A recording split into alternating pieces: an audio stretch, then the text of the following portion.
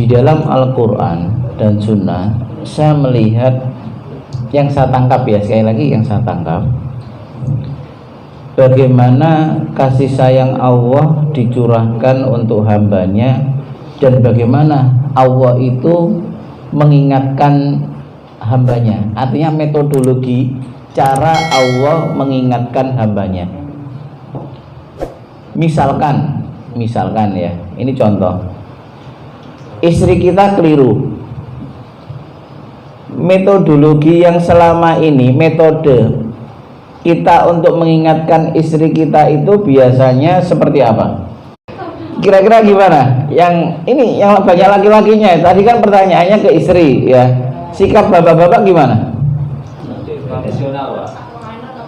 Tradisional itu. Kondisional. Oh, kondisional. Contohnya gimana kondisional? Hah? Karepmu, Pak. Karepmu. Doa ayo. Kira-kira gimana? Iya. Nggak, umumnya aja, jangan bicara kondisional. Artinya yang sering ya respon langsung. Istilahnya saya itu refleks kita saat melihat istri kita keliru. Bentak, Pak. Bentak ya? Ya. Puas nggak? Puas nggak, Pak? Nah, semari bentak, Pak. Belum. Yang kurang apa lagi setelah itu?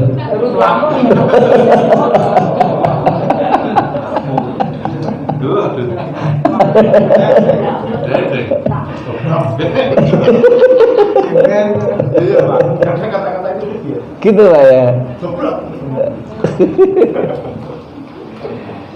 Coba lihat ya, Allah itu mengingatkan hambanya di dalam Al-Quran, cenderungnya bahasanya itu tidak melihat kekurangan istri kita saat itu, tapi langsung Allah menceritakan sesuatu yang lebih baik.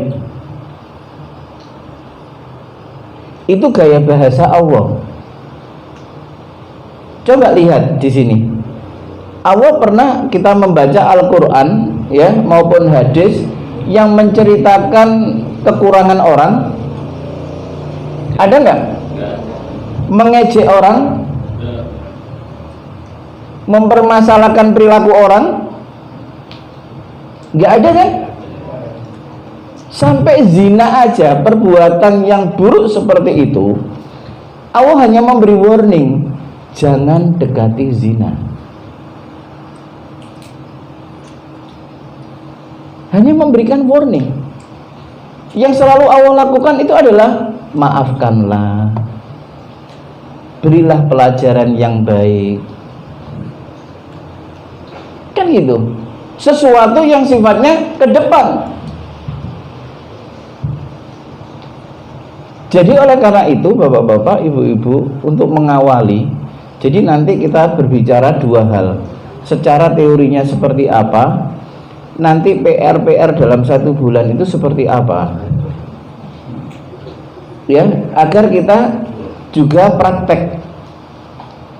Dan mulai hari ini usahakan bapak ibu mengingatkan masing-masing atau mengingatkan anaknya, coba langsung diarahkan pada sesuatu yang sifatnya ke depan.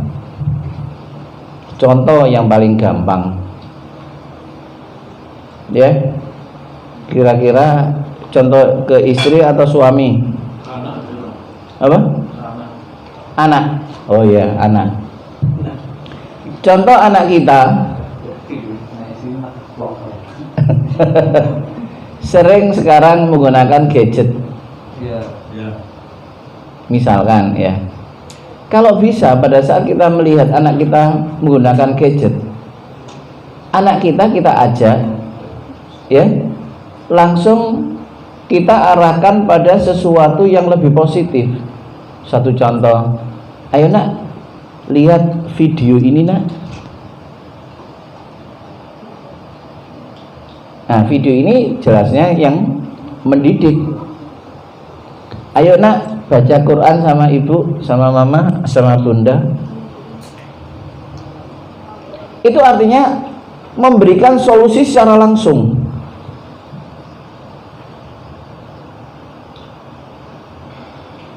Kalau kita berpikir solusi secara langsung, itu menunjukkan kita itu memang harus berpikir. Dan kita bisa berpikir dengan tepat jika kita selalu memohon pertolongan sama Allah. Tanpa kita memohon pertolongan sama Allah, kita akan sulit untuk mampu memberikan solusi kepada anak kita secara langsung. Kita sulit. Anak kita misalkan rewel, jaluk makanan misalkan. Karena kita itu dilarang sama oleh Allah mengumpat, menyalahkan. Tapi Allah menyuruh kita langsung memberikan solusinya. Solusi apa yang harus kita munculkan? Dan itu tidak akan bisa muncul kalau kita tidak sering bersandar kepada Allah Subhanahu wa Ta'ala.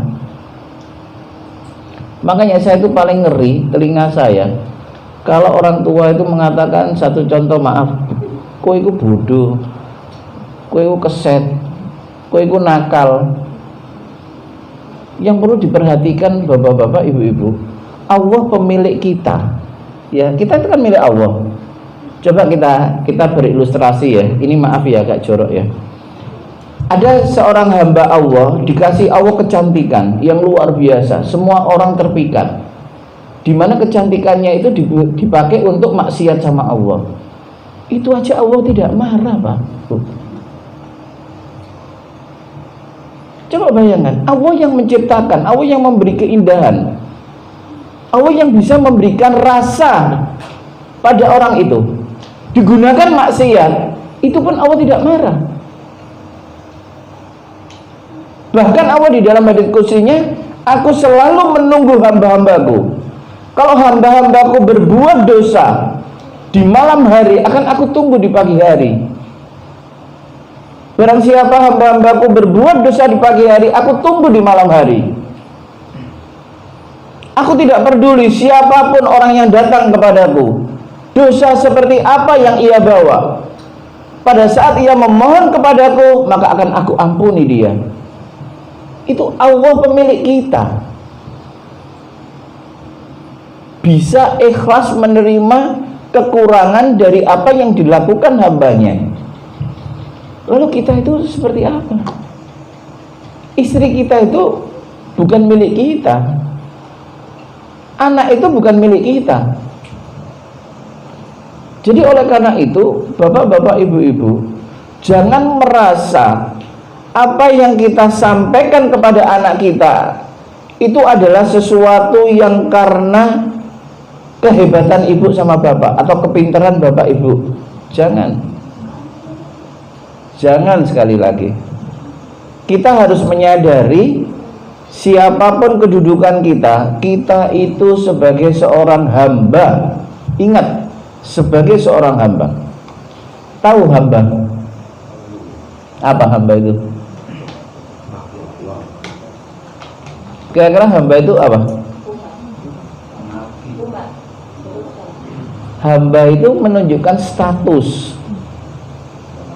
Hamba itu podo karo pembantu, podo karo budak, abdi.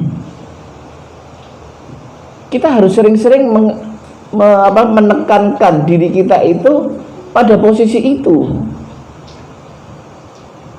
Allah mengatakan di dalam dasar penciptaan Allah atas manusia, itu kita itu sebagai seorang hamba. Namanya seorang hamba, seorang pembantu bisa melakukan sesuatu itu karena fasilitas tuannya enggak? Karena fasilitas tuannya. Begitu juga kita bisa memberikan kebaikan kepada pasangan kita, kepada orang tua kita, kepada anak kita. Sadari itu fasilitas yang Allah berikan kepada kita untuk kita gunakan ke dalam kebaikan, agar Tuhan kita, Allah, Raja kita, terus memberikan fasilitas kepada kita untuk kita bisa melakukan kebaikan. Coba kalau jenengan punya pembantu yang rajin, yang apa, Jenengan ngasih fasilitas lebih enggak? Pasti. Jadi oleh karena itu, berpikirlah kayak kita itu memang pembantu, kita itu abdi. Untungnya ya, kita itu abdi dari Rob yang menguasai kehidupan kita, yang menciptakan alam semesta ini, bahkan alam kubur dan akhirat. Sehingga apa? Yang muncul itu adalah kebanggaan bahwa saya ini sebagai seorang abdi dari Rob yang menguasai semua yang ada ini, Rob yang maha sempurna. Saya perlu apapun akan diberikan oleh Allah. Makanya saya sebagai abdi, sebagai hamba Allah, sebagai orang yang bertakwa, itu saya syukuri dan saya banggakan.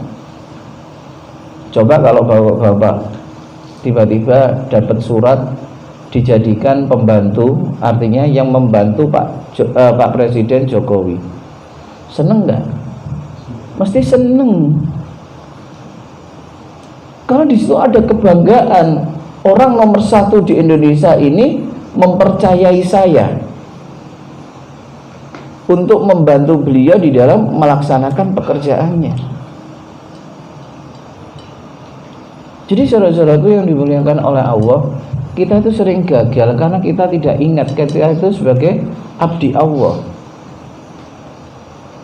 Makanya tidak aku ciptakan jin dan manusia itu untuk beribadah. Ibadah itulah yang menjadikan senangnya Allah atas perilaku kita. Dari sini paham atau bingung? Kalau bingung diganti diskusi lain. Oh gitu ya.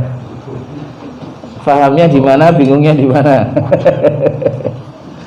Jadi kalau saya itu memang untuk mengerem diri saya, yang saya pahami dalam Quran, hadis dan dalam karakter ya. Itu memang yang paling terbaik itu kita harus memposisikan kita sebagai hamba. Agar kita sadar jenenge hamba itu aku nggak iso apa-apa nek aku nggak nyuwun karo Allah. Saya nggak bisa mendapatkan fasilitas apa kalau saya tidak memohon sama Allah. Dan saya tidak akan bisa menyelesaikan sesuatu kalau saya tidak bersandar kepada Allah. Sehingga terus kita ingat Allah, kita selalu ingat Allah. Itulah keuntungan kalau kita menyadari diri sebagai seorang abdi. Beda kalau kita memahami sebagai seorang khalifah. Duh, aku kan dipercaya untuk ngatur. Akhirnya apa? Kalau nilai keabdiannya itu tidak bagus, dia langsung memposisikan sebagai khalifah, biasanya kedaliman yang akan muncul.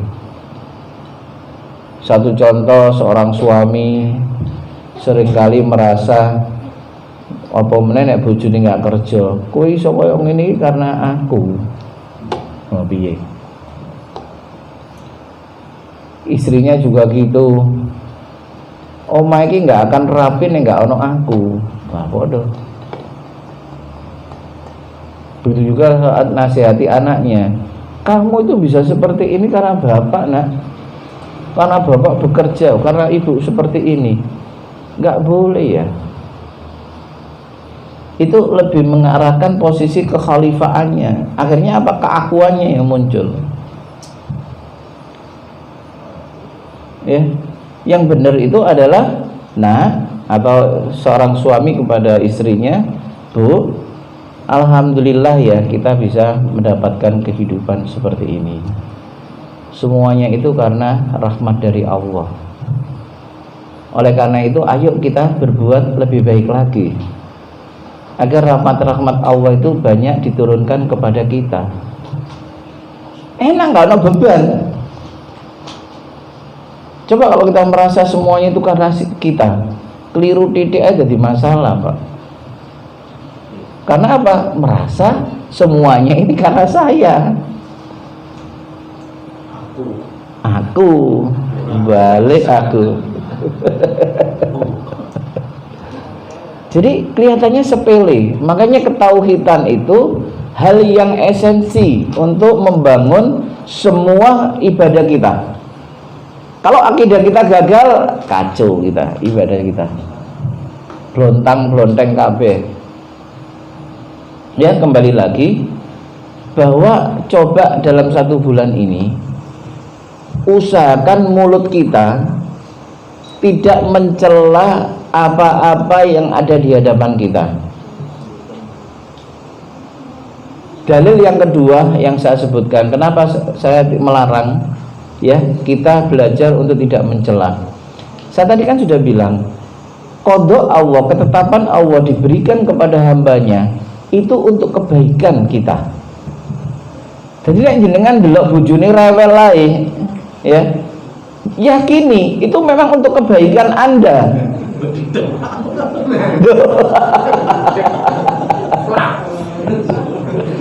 Benar Pak.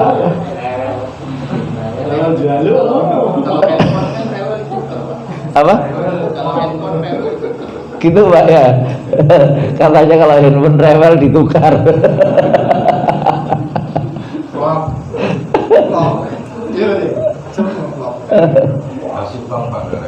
Kenapa? Gitu ya. Katanya dikasih fulus gak rewel. Jadi kembali lagi bahwa itu menyangkut iman. Selama kita masih menganggap sesuatu yang kita hadapi itu bukan qada Allah yang harus kita imani dan menjadikan kebaikan buat kita, kalbu kita akan keras. Kenapa saya katakan keras? Kita nanti akan melakukan banyak kesalahan di hadapan Allah. Satu contoh tadi, istri keliru, kita bentak, seolah-olah kita lebih tahu dibanding istri kita. Seolah-olah Allah menghadirkan keadaan ini, kita anggap Allah itu tidak becus. Kan gitu. Kudune kowe kok ngene, harusnya seperti ini, harusnya seperti itu. Allah seolah-olah kita dikte. Dan kita yakini bahwa apa yang kita inginkan itu selalu menjadikan kebaikan buat kita. Itu sebenarnya kesalahan yang halus tapi cukup celak tuh. Kowe kok nggak paham sih? Siapa yang memberi pemahaman? Kita atau Allah? Itu kan gitu. Podo karo goblok-goblok na Allah kan nih.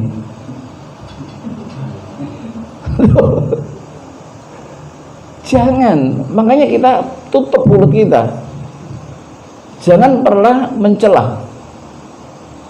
Lalu yang ketiga, bagi laki-laki yang tergoda dengan pandangan yang selalu khilaf terhadap istrinya, sampai-sampai berkeinginan untuk poligami dan lain sebagainya, tolong satu, istri kita tidak patut untuk kita bandingkan dengan siapapun. Ya, makhluk Allah, seburuk-buruk makhluk Allah, kita itu tidak bisa menciptakan, kita tidak bisa membuat. Lalu bagaimana kita itu akan menilai sesuatu yang tidak kita buat, menilai, menyalahkan sesuatu yang dimana itu tidak kita kuasai.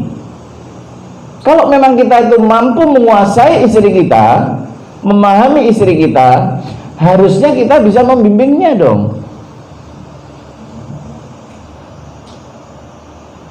Jadi sangat keliru sekali. Sekarang itu banyak orang melakukan poligami justru bermasalah. Karena apa? Belum ada kebaikan yang ada pada diri laki-laki tadi. Wong bojo siji lho gak iso ngrasakno nikmati. Ya, istri kita tuh belum tentu bisa menikmati kehadiran kita, kebaikan kita. Lalu kita mencoba untuk mencari lagi Lalu kebaikan apa yang akan kita tawarkan pada istri kita? Ini yang seringkali keliru, yang difahami oleh para laki-laki. Dan sekali lagi bapak-bapak, ini khusus bapak, pada saat Anda melihat kekurangan istri Anda, ingat di situ tanpa disadari itu menjadi jembatan 3J. Ingat ya dulu ya 3J, kelompok jin. Jin itu sendiri, setan dan iblis, itu akan menutup blok di kalbu Anda dan akan merangsang otak jenengan untuk selalu tidak puas pada saat melihat istri jenengan. Itu bahayanya. Saya banyak saksi bu, saya banyak bukti pak, banyak teman. Satu contoh gini aja, ada sudah lama ya, setengah tahun atau 1 tahun yang lalu, pada saat ia tidak suka dengan sikap istrinya, dia hanya berpikir gini aja, aku kok kilingan karo si fulan ya. Itu masya Allah, itu dijadikan 3J tadi itu bagaimana caranya apa yang diinginkan itu bisa ketemu. Dan nyata pak, ketemu pak. Oh, permainan mereka itu sudah tingkat tinggi pak. Jadi makanya pada saat Anda melihat pasangan Anda itu ada sesuatu yang hilaf, Anda kembali ke Allah. Ya Allah, aku dulu itu memilih si fulan itu ya Allah, karena aku ingin mendapatkan kebahagiaan darimu ya Allah. Dan jika aku dulu memilih karena memang nafsuku ya Allah, maka maafkanlah aku ya Allah.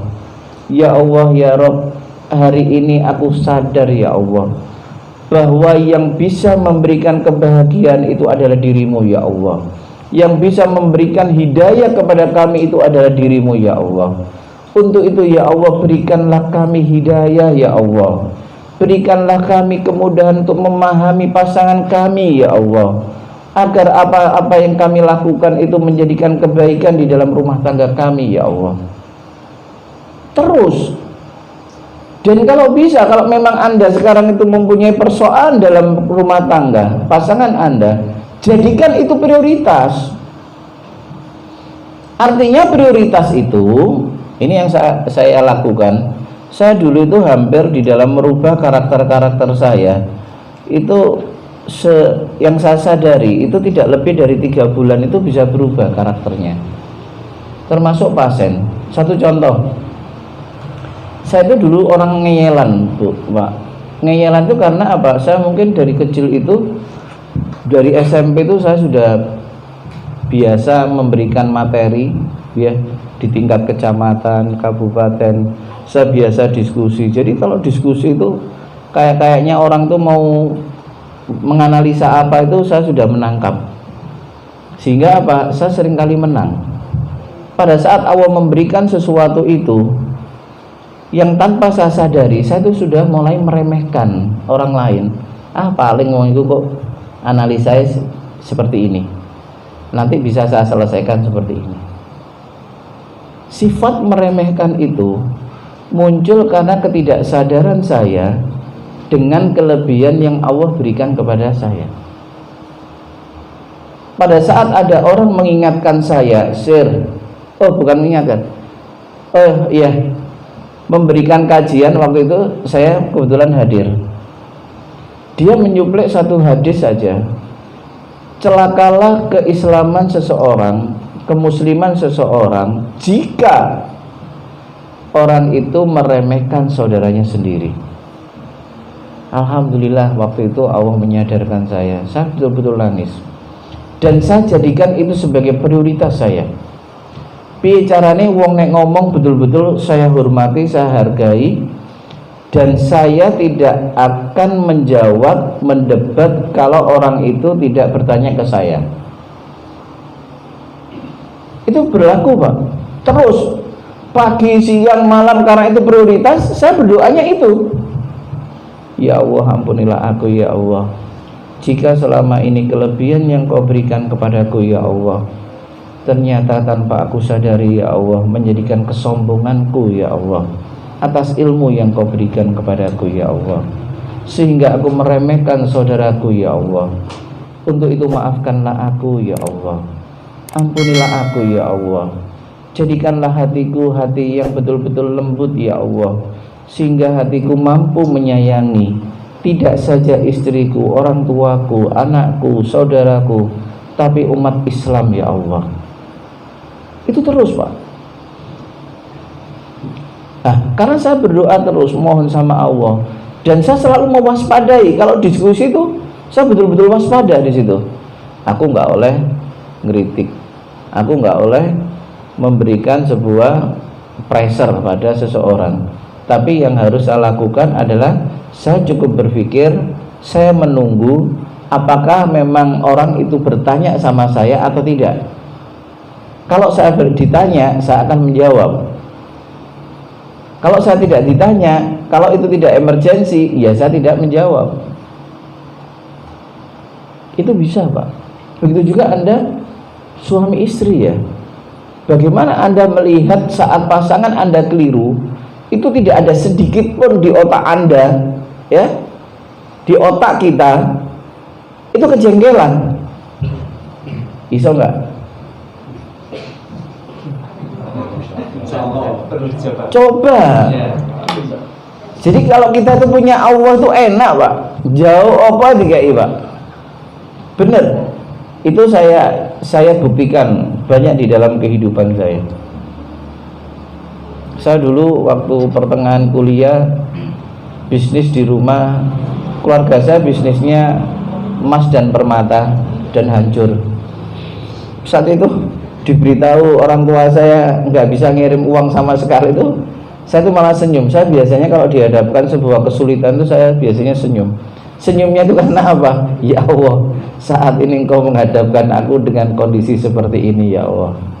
Ya Allah, tidak ada yang mampu aku lakukan kecuali Kau sendiri yang membantuku ya Allah. Itu yang saya yakini, sehingga saya bisa lulus kuliah dan lain sebagainya, sampai punya kehidupan seperti ini. Jadi tautkan hati kita itu kepada Allah, itu yang paling penting. Kalau kita itu mentautkan hati kita sama Allah, kita nggak gampang sedih.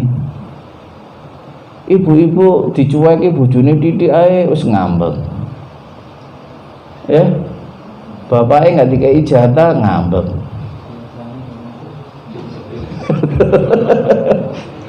Jangan dong, ya. Kalau kita terpaut sama Allah itu nikmat, benar itu. Ya, sekali lagi bahwa satu hal yang tadi dari materi ini kita fahami sebagai seorang, status kita sebagai seorang hamba. Ya. Lalu yang kedua, jangan pernah mencela ciptaan Allah. Jangan mencela ciptaan Allah. Yang di ruangan ini yang kepingin poligami berapa orang sih? Hah? Jangan ya, betul. Bukan aku harus sampai ya.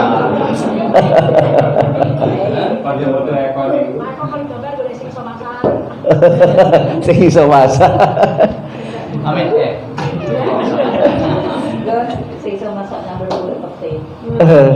Jadi jangan ya, jangan mudah terkecoh. Ingat, kita hidup itu hanya sementara, sebentar aja. Kalau kita buat rata-rata Rasulullah 63 tahun.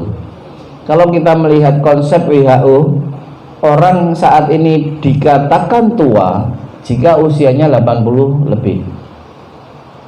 Artinya kita itu sebenarnya masih memiliki kemampuan sampai usia 80. Ya, tentang jatah kita yaitu wallahu alam ya. Tapi secara sunnatul seperti itu. Kita bisa melihat sekarang banyak umur 70 masih produktif, masih bekerja, masih bisa memberikan materi. Apa? Wakil presiden. Ya, dulu Yusuf Kala, Pak Yusuf Kala itu kan, terus Pak Mahathir Muhammad, ya, jadi Perdana Menteri. Jadi kita itu sebenarnya kualitas hidup kita itu semakin tahun itu semakin baik. Tapi ingat, itu secara fisik. Dan jangan pernah melakukan sebuah tindakan, baik ibu-ibu maupun bapak-bapak, yang beresiko terhadap persoalan yang nanti akan mengganggu ibadah kita, sehingga mengganggu pertemuan kita nanti sama Allah saat kita meninggal.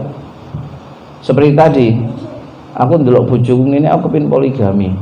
Itu bukan solusi. Ibu-ibu melihat kekurangan suami, wes aku cerai naik. Itu bukan solusi.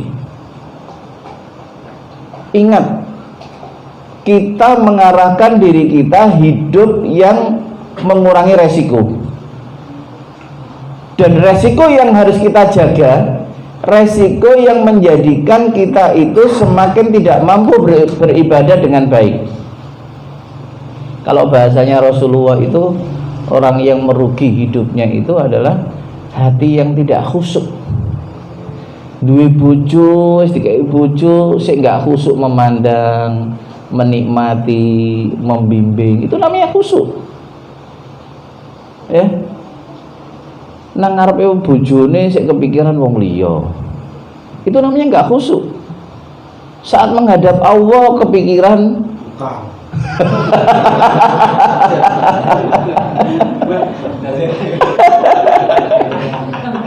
jadi itu namanya nggak khusyuk.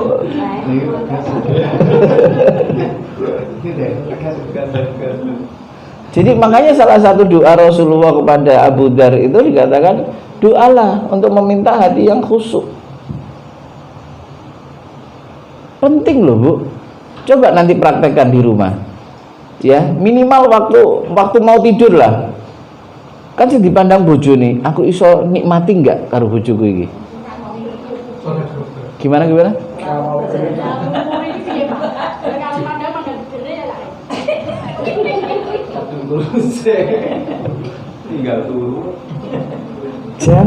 Jangan tidur dulu. Tidurnya kompromi, ngomong dulu. Jangan Bu, ya. Itu namanya kita membiasakan ego kita tanpa sadar. Ya. Rasulullah dan para sahabatnya, orang-orang yang rumah tangganya baik, itu selalu biasanya kompromi, Pak. Misalkan maaf, ya, orang yang sibuk misalkan bilang kepada istrinya, Bu, saya nanti baru menyelesaikan ini, baru sudah bisa tidur. Sehingga Pak, istrinya juga bisa mempersiapkan. Oh iya Pak, nanti saya tunggu.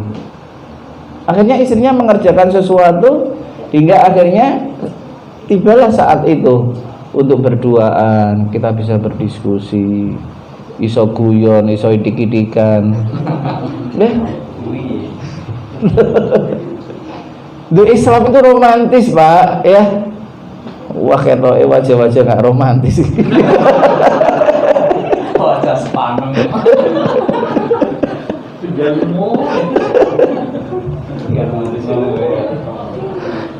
Iya, ayo. Ya. Enak kok, Pak, bener. Gimana, Bu? Aman. Amannya gimana?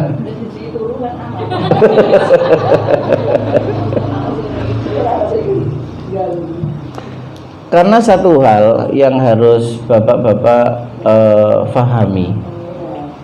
Saya yakin jenengan pernah mendengar satu hadis Rasulullah. Seindah-indah ya hiasan dunia itu siapa?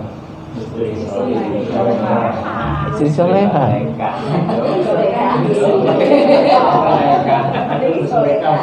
Gitu ya. Tapi jangan ganti namanya yang lain ya.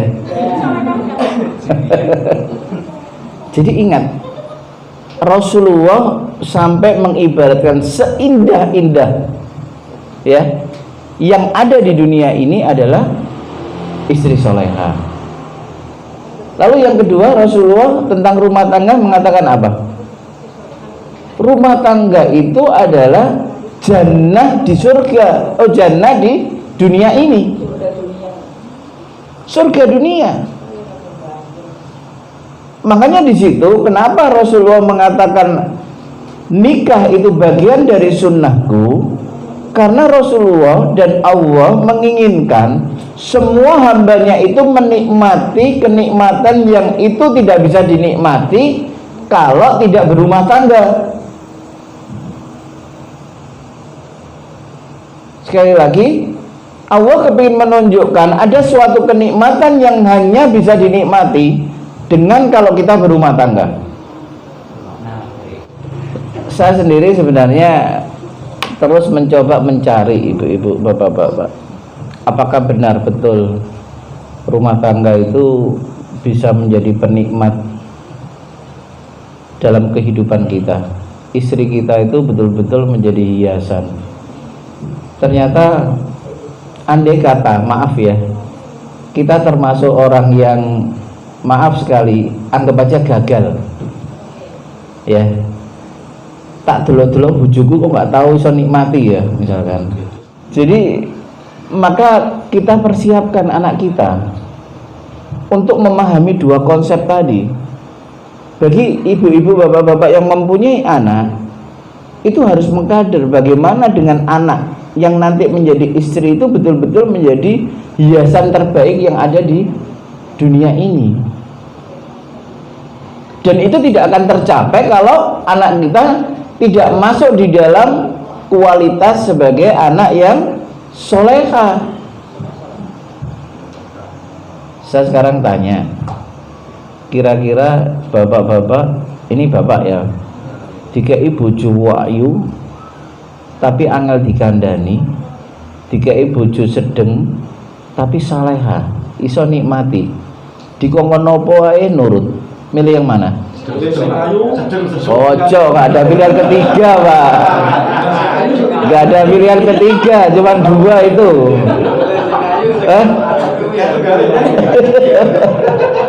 Pilihannya cuma dua. Kira-kira gimana? Ternyata dalam riset ya, riset itu sebuah analisa yang ada datanya, bahwa fisikal ini memang tidak jaminan Pak ya. Pada saat kita menjumpai waktu awal istri kita cantik, kata bapak tadi itu, terus kita menghadapi pas akeh utang, iki angel dikandani, ketok enggak ayu nih Pak? Berapa?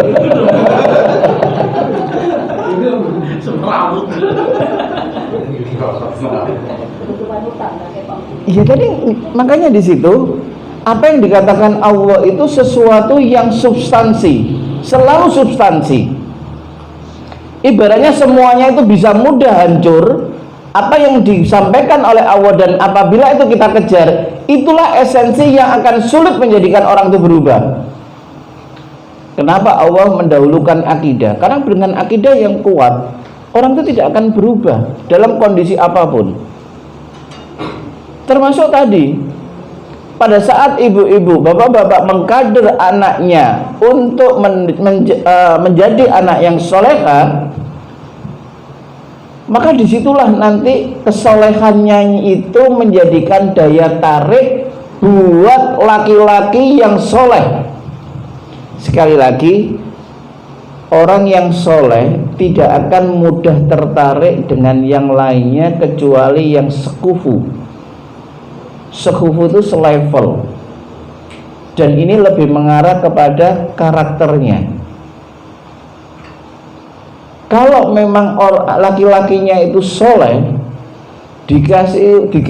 diberi orang cewek model apapun, itu tidak akan membuat ia tertarik untuk melakukan kepada jenjang yang lebih jauh, yakni pernikahan. Dan ia akan selalu mencari, karena apa? Ia punya indikator, dia punya ukuran. Satu contoh, kalau laki-laki soleh itu tandanya apa? Ia sangat memuliakan orang tuanya, sangat menghargai orang tuanya, sangat menghargai saudara wanitanya, bagaimana ia akan mencelakakan wanita lain, sementara dalam hidupnya aja memuliakan ibunya, memuliakan orang tuanya, memuliakan saudara perempuannya. Maka pada saat ia melihat misalkan aja wanita itu diajak ke keluarganya, maka akan terbaca. Pada saat laki-laki tadi berkunjung ke rumah wanitanya, ya, gadis soleha ini ibaratnya, dia akan melihat sejauh mana ia itu menghormati orang tuanya juga.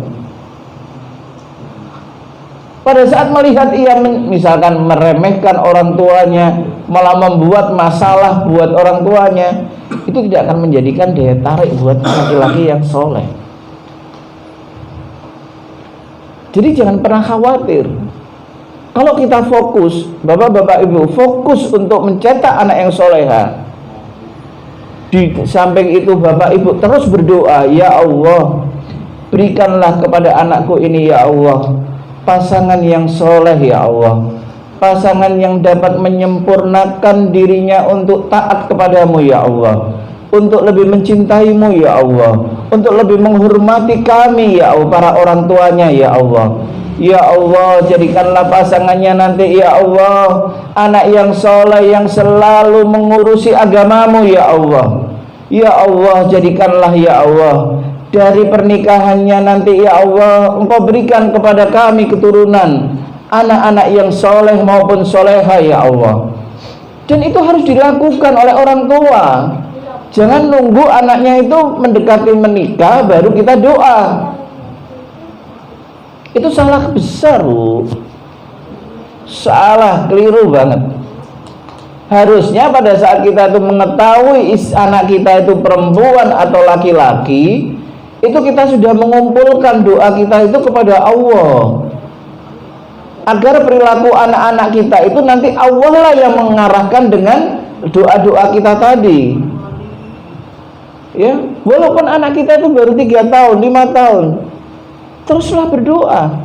Semakin lama Anda berdoa kepada Allah, berarti kekuatan doa Anda itu semakin berpeluang untuk diwujudkan oleh Allah. Itu caranya. Kira-kira gimana, bapak-bapak, ibu-ibu? Nanti siap ya, sering memandang istrinya ya. Siap. Istrinya juga siap memandang suaminya. Kalau istrinya yang di sini kelihatannya Siap. selalu siap. Bermandang lagi kadir, Pak. Ya? Bermandang lagi kadir. Tuh.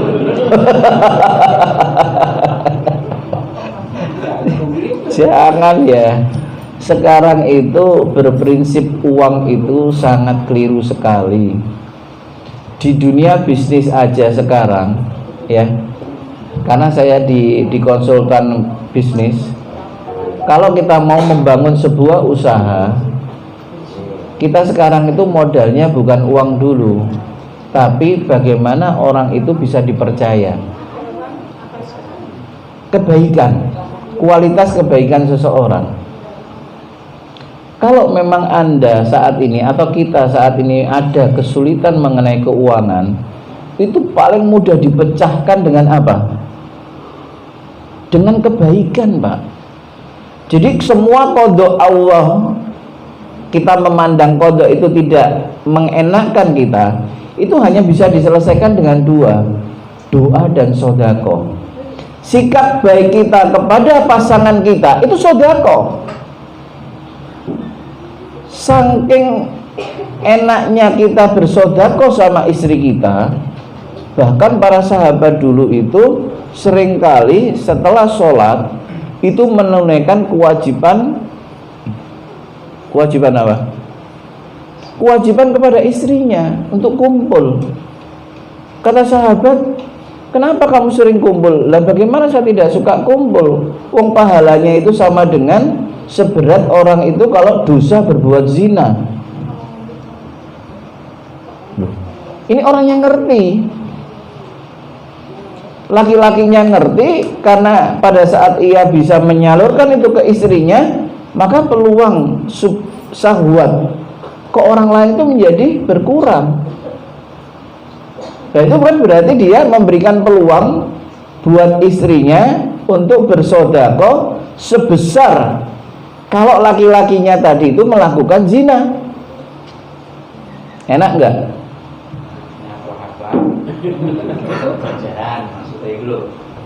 Tapi kadang-kadang wong wedok yo akeh alasan kadang-kadang. Sik pegel, sik iki, sik iku. Padahal jujur kalau kita itu ikhlas, tidak ada cara merilekkan tubuh kita yang terbaik kecuali berhubungan suami istri.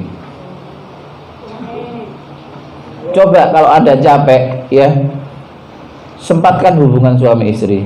Kalau Anda cekcok dengan pasangan Anda, setelah jenengan tahu kalau itu cekcok, langsung hubungan suami istri.